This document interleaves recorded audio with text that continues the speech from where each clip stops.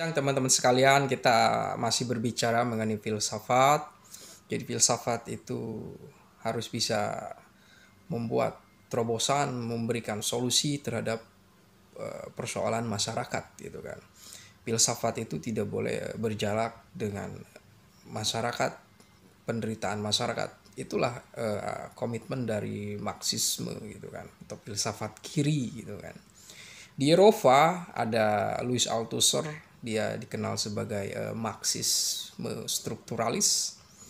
Ia menganggap bahwa praktek kekerasan oleh negara, pengeksploitasi masyarakat yang miskin oleh para kapitalis itu masih terjadi gitu kan. Dan ini tentu saja harus membuat perjuangan para kaum kritis itu harus terus dilakukan gitu kan. Nah, ini kita berbicara secara akademik bahwa tentang masyarakat itu terjadinya suatu perubahan, terjadinya suatu pergantian, suatu kekuasaan di dalam masyarakat karena didahului oleh adanya orang-orang yang kritis, mereka yang bisa memberikan pengetahuan kepada orang-orang yang tertindas untuk menyadari tentang ketertindasannya dan tentu saja melawan gitu kan. Apalagi tentang negara demokrasi itu kan ya mengatasnamakan bahwa rakyatlah yang harus menjadi prioritas dan mempunyai hak untuk menentukan kehidupan bernegara itu kan, itulah demokrasi.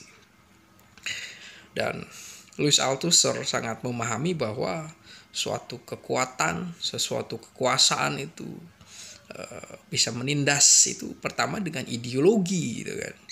Ada ideologi pembangunan, misalnya ada ideologi soal stabilitas ekonomi, ada ideologi revolusi kebudayaan, ada ideologi tentang investasi gitu kan. Segala sesuatu berdasarkan paradigma ekonomi gitu kan, itu sesuatu yang ideologi juga. Dan ketaatan seseorang terhadap suatu aturan itu juga sebagian dari ucara menundukkan orang dengan aturan, itu kan sesuatu sebenarnya memasukkan suatu pemikiran, membuat seseorang itu tunduk gitu. Nah, apabila dengan pemikiran, dengan himbauan, dengan aturan tidak bisa, ya hadirlah sesuatu yang disebut dengan represif gitu kan. Sesuatu yang represif itu ya kekerasan gitu kan, pemaksaan, pengusiran gitu kan.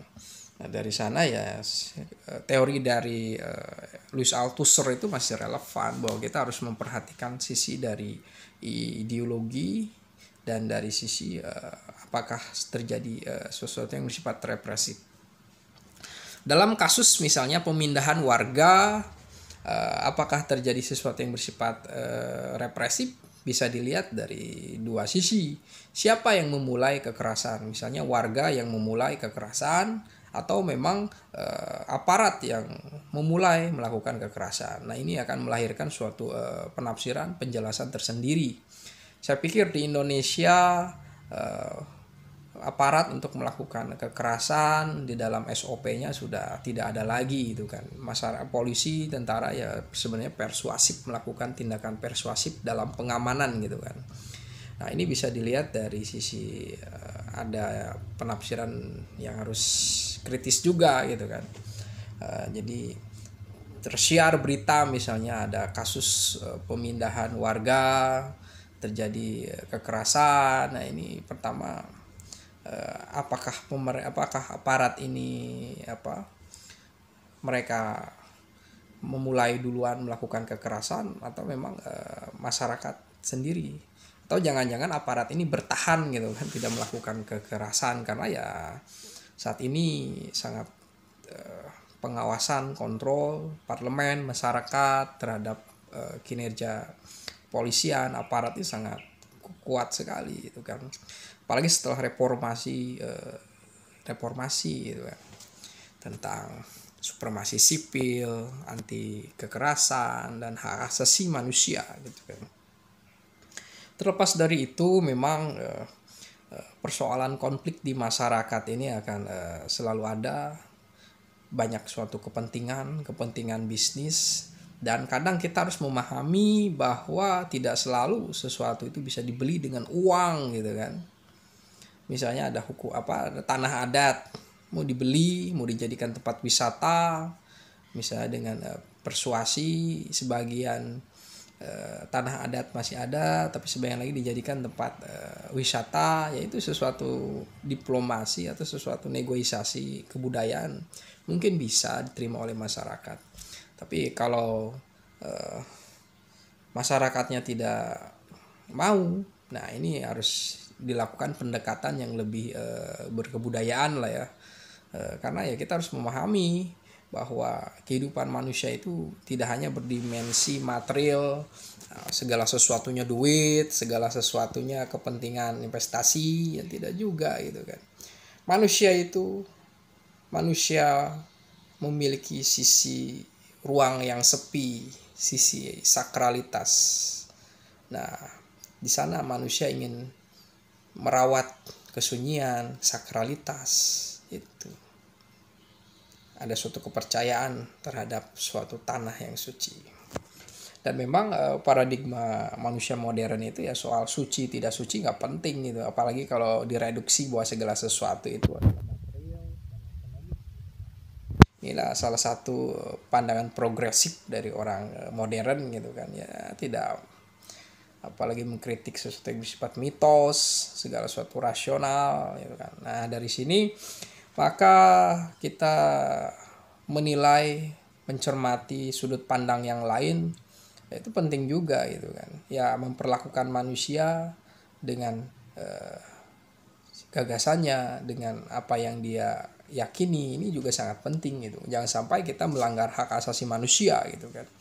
Sehingga teori yang diceritakan oleh Louis Althusser tidak terjadi misalnya di Indonesia, soal negara dengan aparatusnya menyebarkan ideologi tentang pembangunan, meskipun harus mengorbankan hak tanah adat, harus mengorbankan hak asasi manusia misalnya, kemudian melakukan tindakan represif. Saya pikir itu di masa Indonesia yang terus baik dan membenahi demokrasinya tidak perlu terjadi dan mungkin tidak akan terjadi lagi gitu kan.